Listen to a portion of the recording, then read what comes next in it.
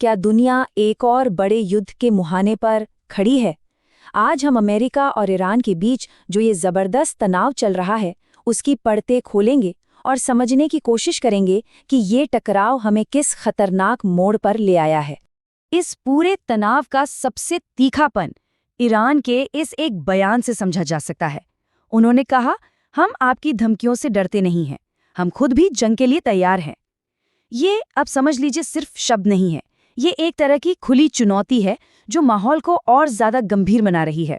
तो चलिए सबसे पहले ये देखते हैं कि ये सीधी टक्कर आखिर है क्या और दोनों देश इस वक्त कहाँ खड़े हैं। देखिए, मामला बिल्कुल आमने सामने का है। एक तरफ अमेरिका है जो कह रहा है कि जब तक समझौता नहीं होता, हॉर्मुज की नाकाबंदी नहीं हटेगी और ईरान को बातचीत करनी ही होगी, नहीं तो अंजाम गंभीर होंगे। दूसरी तरफ ईरान का जवाब भी उतना ही सख्त है कि धमकियों से काम नहीं चलेगा और ईरान के लोग किसी दबाव में नहीं झुकेंगे, जरूरत पड़ी तो जंग के लिए भी तैयार हैं। तो ये सिर्फ मांगों की लड़ाई नहीं बल्कि एक तरह से अपने अपने स्वाभिमान और ताकत की भी लड़ाई बन चुकी है। और ये कोई 1-2 दिन की बात नहीं है, पूरे 53 दिन हो चुके हैं। 53 दिनों से ये संकट लगातार गहराता ही जा रहा है और अब तो इसकी आंच पूरे मिडिल ईस्ट में महसूस की जा रही है। लेकिन इतने तनाव के बीच क्या बातचीत की कोई उम्मीद बची है? चलिए देखते हैं कि पर्दे के पीछे डिप्लोमेसी के लेवल पर क्या कोशिशें हो रही हैं। आप देखिए, पिछले 48 घंटों में तो सीन इतनी तेजी से बदला है कि यकीन करना मुश्किल है। 2 दिन पहले ईरान साफ साफ कह रहा था कि बातचीत का कोई प्लान नहीं है।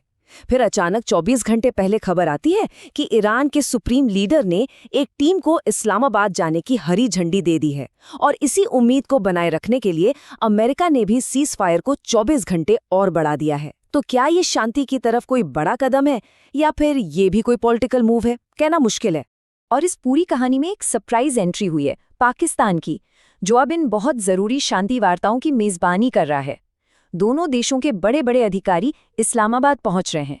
कहा तो ये भी जा रहा है कि अमेरिकी उपराष्ट्रपति भी आ सकते हैं, जिससे पता चलता है कि ये मामला कितना सीरियस है।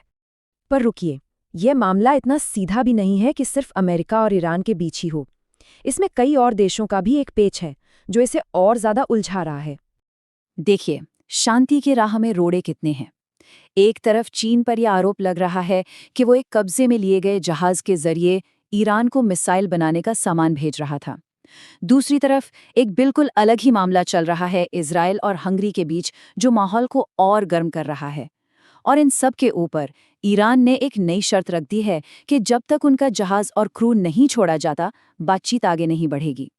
चलिए अब इन जियोपॉलिटिकल गेम्स से हटकर बात करते हैं उस चीज की जो सबसे ज्यादा मायने रखती है। इस जंग की असली कीमत क्या है? इंसानी कीमत।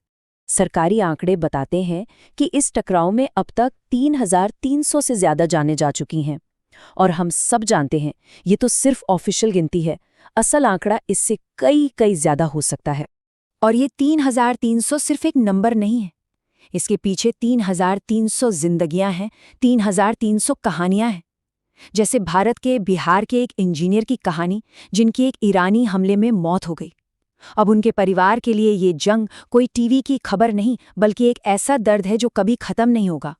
वो अब किसी इंसाफ के लिए नहीं, सिर्फ एक डेथ सर्टिफिकेट पाने के लिए लड़ रहे हैं। यही होती है जंग की असली क्रूर सच्चाई। और देखिए, ये लड़ाई सिर्फ जमीन पर, हवा में नहीं लड़ी जा रही है। एक बहुत बड़ी लड़ाई ऑनलाइन भी चल रही है, जिसे हम कहते हैं डिसइन्फॉर्मेशन, मतलब झूठी खबरों का जाल। जैसे हाल ही में ईरान में एक मिसाइल धमाके का एक फेक वीडियो शेयर किया गया और कहा गया कि ये एक भारतीय जहाज पर हमला है। इससे सिर्फ डर और कंफ्यूजन फैलता है। तो अब सवाल ये है कि हम खड़े कहाँ हैं? दुनिया एक बहुत ही नाजुक मोड़ पर है। आगे क्या होने वाला है? देखिए, सिचुएशन बहुत नाजुक है। 2 हफ्तों का जो सीज़फायर था वो खत्म होने वाला है। बातचीत होगी या नहीं, कुछ पक्का नहीं है। और धमकियों और अल्टीमेटम का दौर तो वो तो चल ही रहा है। तो आखिर में सवाल यही बचता है, एक तरफ शांति की कोशिशें हैं, दूसरी तरफ जंग की धमकियां। दुनिया का ऊंट किस करवट बैठेगा? ये एक ऐसा सवाल है जिसका जवाब तो खैर आने वाला वक्त ही बताएगा।